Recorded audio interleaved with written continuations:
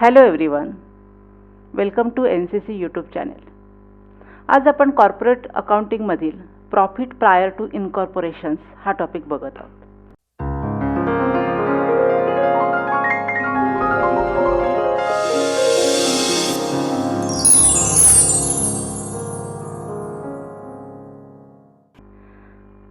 First आपण profit prior to इनकॉर्पोरेशनचं meaning बघूया की नक्की प्रॉफिट प्रायर टू इनकॉर्पोरेशन म्हणजे काय, ते कसं केलं जातं, त्याच्या अकाउंटिंगच्या ट्रीटमेंट्स कशा असतात.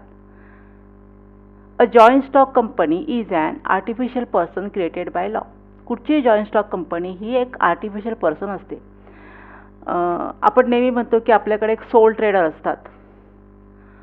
सोल ट्रेडर म्हणजे एकल व्यापारी आपण म्हणतो, किंवा पार्टनरशिप फर्म असते आणि त्यावेळेस पार्टनर जे असतात ते त्याचे मालक असतात, ओनर असतात, किंवा सोल ट्रेडरमध्ये प्रोप्रायटर ओनर असतो.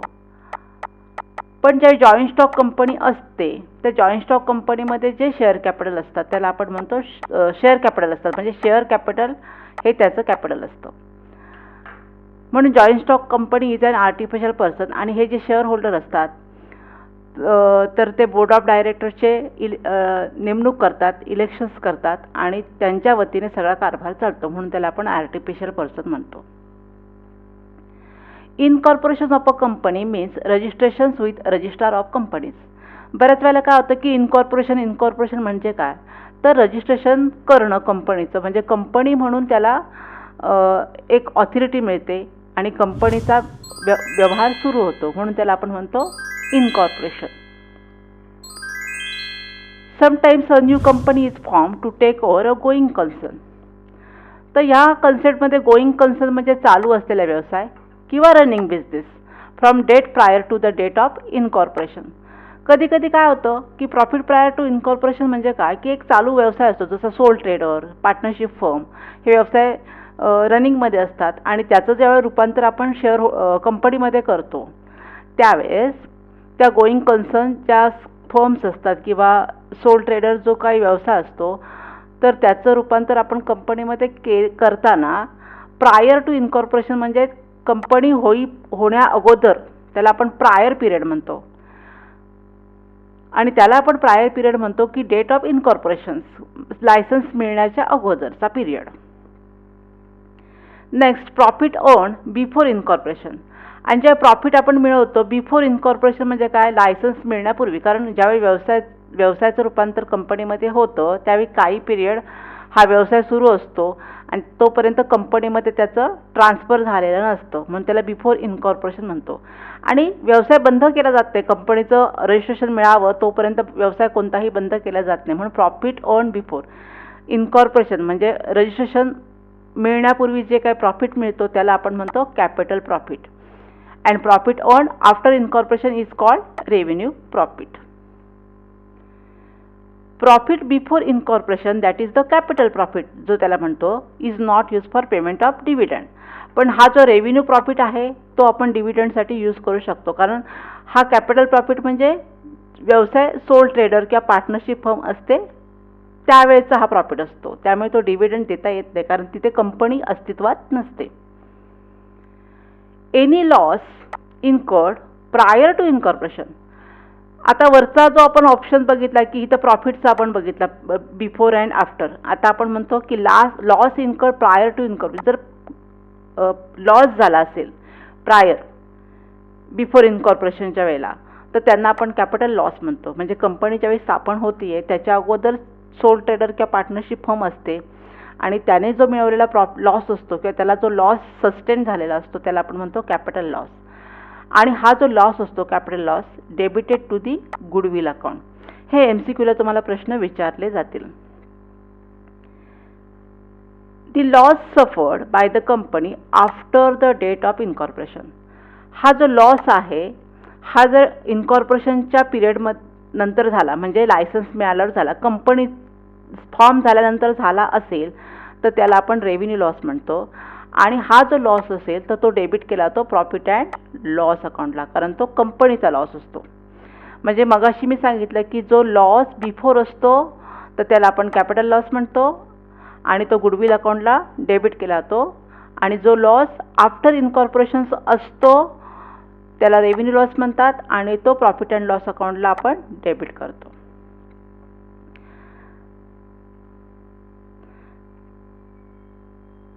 ज्यावेळेस profit or loss prior to इन्कॉर्पोरेशनचं अकाउंटिंग करतात तर त्यासाठी 2 मेथड्स यूज केल्या जातात. First one is separate final account आणि second is single final account. Separate final accounts म्हणजे काय की under this method the books of business are balance off and trial balance is prepared. Business सगळे books of बिझनेसचे जे असतात ते balancing केलं जातं, ट्रायल बॅलन्स तयार केला जातो on the date of incorporation. फक्त पिरियड इनकॉर्पोरेशनपर्यंत. इनकॉर्पोरेशन मिळाल्यानंतर अकाउंटिंग त्याचं ट्रायल बॅलन्स केला जात नाही. Then trading profit and loss account is prepared for the period from the date of acquisitions of business to the date of incorporations of the company to ascertain profit and loss prior to incorporation. म्हणजे ही जी separate final अकाउंटची methods आहे ह्याच्यामध्ये फक्त profit and loss prior to इन्कॉर्पोरेशनचाच असतो. आणि ह्या this method is also known as stock taking and balancing the books at the date of incorporation method. ह्या मेथडला एक सेकंड नाव पण दिलेलं आहे त्यांनी, stock taking and balancing the books at the date of incorporation methods. MCQला तुम्हाला हाही प्रश्न विचारू शकतील.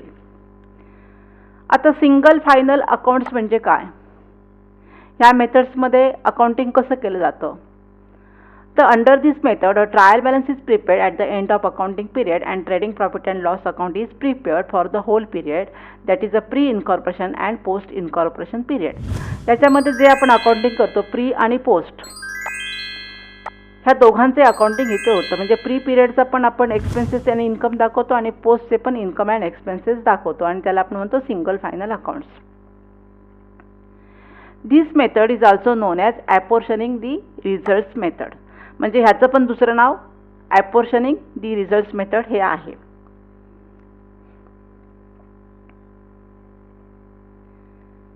आत्ताचा हा जो टॉपिक मी तुम्हाला सांगते की basis of allocations of income and expenses, की MCQला पण तुम्हाला क्वेश्चन्स येतात किंवा जेव्हा तुम्ही प्रॉब्लेम सॉल्व्ह करता त्यावेळेस पण तुमच्या लक्षात आलं पाहिजे की जो काय एक्सपेन्सेस किंवा जो काय इन्कम तुम्हाला दिलेला आहे प्रॉफिट अँड लॉसमध्ये तो कसा डिस्ट्रीब्यूट करायचा, कोणत्या बेसवर करायचा. तर एक तर टाईम रेशो आहे आणि सेल्स रेशो, कारण हे दोन्ही रेशो टाईम रेशो आणि सेल्स रेशो हे 2 इम्पॉर्टंट रेशो आहेत. आणि टाईम रेशोमध्ये कोणते एक्सपेन्सेस किंवा कोणते इन्कम आपण डिस्ट्रीब्यूट करतो. तर फर्स्ट वन इज टाईम रेशोमध्ये कोणकोणते एक्सपेन्सेस आणि इन्कम येऊ शकतात. तर rent, rates, taxes, insurance, depreciation, postage, salaries, repairs, printing and stationery, bank charges, interest, general expenses, telephone charges, sundry expenses, office expenses, audit fees आणि miscellaneous expenses. अजून बरेच काही काही येऊ शकतात, पण जनरली टाईम रेशोमध्ये हे फिक्स एक्सपेन्सेस असतात which is related to time ratio. आणि सेल्स रेशोमध्ये कोणकोणते एक्सपेन्सेस येऊ शकतात. तर सेल्सशी रिलेटेड जनरली व्हेरिएबल एक्सपेन्सेस जे बदलणारे असतात. कमिशन ऑन सेल्स, जसं सेल बदलतं तसं कमिशन बदलतं. Carriage outward, advertisement, discount allowed, travelling expenses, brokerage, packing expenses, promotion expenses, distribution expenses, delivery expenses, sale tax, after sale services expenses. म्हणजे हे सगळे सेल्स रेशोमध्ये आपल्याला डिस्ट्रीब्युशन करायचं असतं. आणि तिसरा जो प्रकार आहे expenses which is only related to the pre period. म्हणजे असे काही एक्सपेंडिचर असतात की जे फक्त प्री पिरियडशी रिलेटेड असतात, ते पोस्टशी नसतात किंवा ते टाईम आणि सेलशी संबंधित नसतात. फॉर एक्झाम्पल पार्टनर्स सॅलरी हे प्रीशी संबंधित आहे. Vendors salary, interest on capital, कारण मगाशी मी तुम्हाला सांगितलं की प्री पिरियड म्हणजे कोणता, की एक सोल ट्रेडर असेल किंवा पार्टनर असेल तर त्यांची सॅलरी हे प्री पिरियडमध्ये येतं कारण तो कंपनीशी रिलेटेड नसतो. आणि काही एक्सपेन्सेस जे असतात हे relating to the post period only. आणि त्याच्यामध्ये काय काय येतं. तर first one preliminary expenses, director fees, debenture interest, formation expenses, discount on issue of debentures, underwriting commissions, managing directors remuneration, share transfer fees आणि ब्रोकरेज ऑन शेअर्स. हे सगळे expenses येतात ते रिलेटिंग टू पोस्ट. आणि ह्या एक्सपेन्सेस जर तुम्ही बघितलं तर हे सगळे एक्सपेन्सेस रिलेटेड टू कंपनी असतात. आणि म्हणून हे फक्त ओन्ली पोस्ट पिरियडशी रिलेटेड असतात. आता पुढचा जो टॉपिक मी घेते तो कॅल्क्युलेशन ऑफ रेशोज. मी काही रेशो तुम्हाला कॅल्क्युलेट करून दाखवते, ज्यामुळे तुमचा MCQ अजून खूप चांगला होईल आणि खूप चांगला समजेल.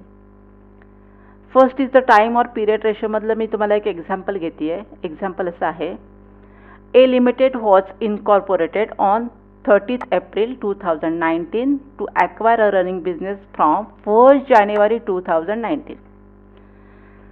1st January 2019चा हा बिझनेस जो आहे चालू आहे, रनिंग आहे आणि आपल्याला लायसन्स मिळालं किंवा ऑथॉरिटी दिलेली आहे 30 एप्रिल, म्हणजे आपलं बिझनेस कंपनीचं रूपांतर झालं 30 एप्रिलमध्ये.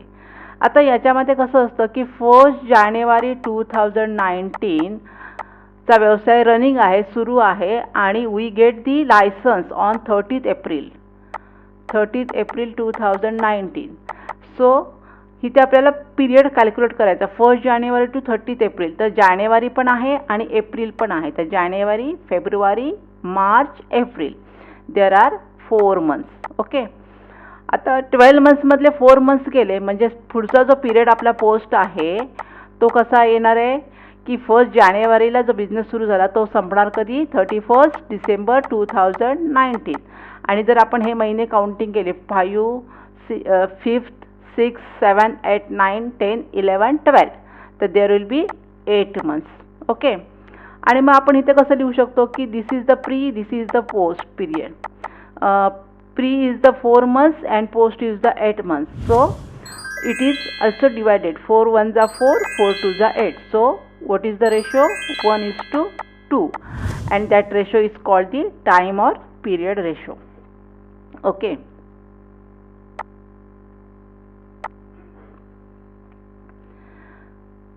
Our next ratio is turnover sales ratio. Here I will give you 2 examples on sales ratio. First one is, if total sales is rupees 8 lakh, sales up to pre period is rupees 3 lakh. तर आपल्याला find out करायचे की sales ratio. Total sales 8 lakh जर असेल तर total sales for the full year for the 12 months आणि sales up to period is rupees 3 lakh. म्हणजे जर आपण जर कॅल्क्युलेशन केलं की this is the pre period, this is the post period. Okay. and the pre-period sale is 3 lakh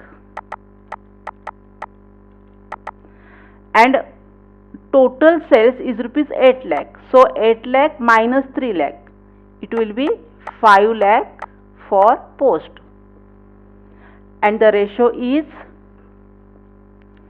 3:5.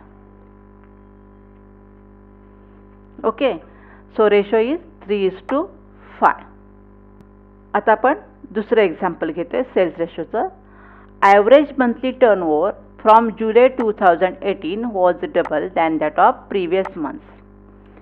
Pre period is 3 months and post period is 9 months. Financial year is April 2018 to March 2019. एवढी information आपल्याला दिलेली आहे आणि आपल्याला cells ratio find out करायचा आहे. First is the financial year काय आपलं एप्रिल, आणि जुलै 2018 पासून आपला जो सेल्स आहे किंवा टर्नओव्हर आहे तो काय होतो, डबल होतो. म्हणजे जूनपर्यंत ॲक्वायर केलेला बिझनेस आहे हा. तर एप्रिल टू जून आपण काउंटिंग करूया तर याच्यामध्ये येतात 3 months आणि मग जुलै टू मार्च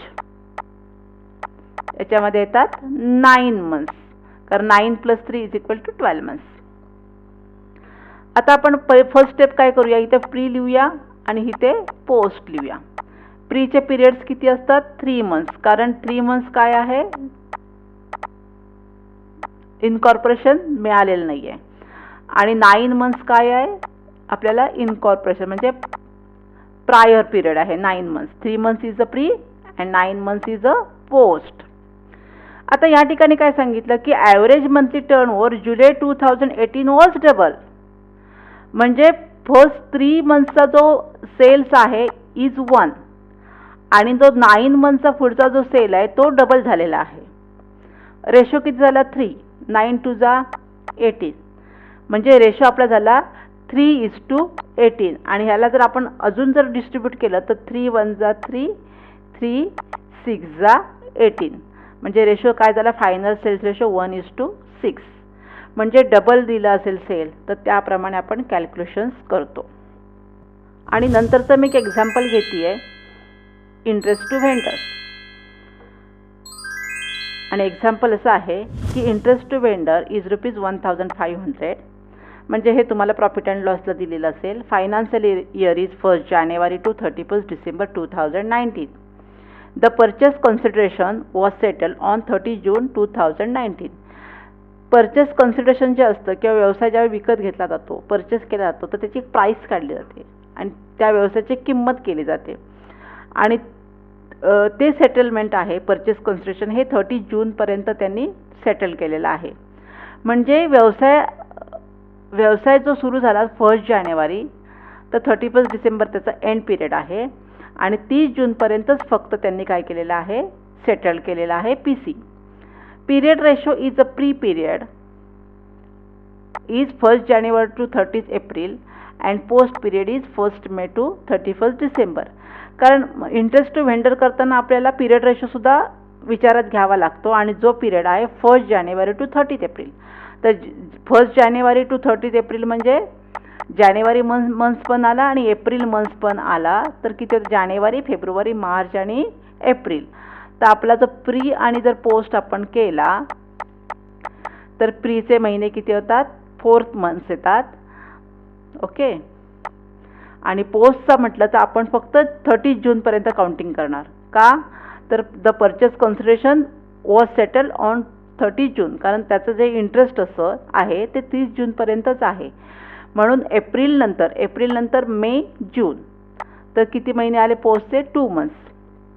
म्हणजे टोटल मंथ झाले 4 आणि 2. आणि इंटरेस्ट किती आपलं 1,500 डिवायडेड बाय 6 जर केलं तर ह्याचा आन्सर येईल 250 पर मंथ. 250 per month. आणि आता आपल्याला कसं कॅल्क्युलेशन्स करायचं आहे, ह्या 2 मंथ्सचं आपल्याला कॅल्क्युलेशन्स करायचं. 4 मंथचं अगोदर करू. 250 मल्टिपल 4 आणि हे जे काय आन्सर येते 1000 आणि इकडे 250 मल्टिपल 2 केलं तर ह्याचा आन्सर आला 500. आणि हा जो इंटरेस्ट ऑन व्हेंडर्स आहे तर 1000 प्री पिरियडला द्यायचं आहे आणि 500 आपल्याला पोस्ट पिरियडला द्यायचं आहे. आणि ह्याला बेस जो असतो हा ॲक्च्युअल बेस असा म्हटला जातो. तर अशा प्रकारे हे सगळं इंट्रोडक्शन लेक्चर मी तुम्हाला दिलेलं आहे. हा व्हिडिओ तुम्हाला आवडला असेल तर नक्की लाईक करा, शेअर करा, सबस्क्राईब करा अँड कॉमेंट्स करा. थँक्यू.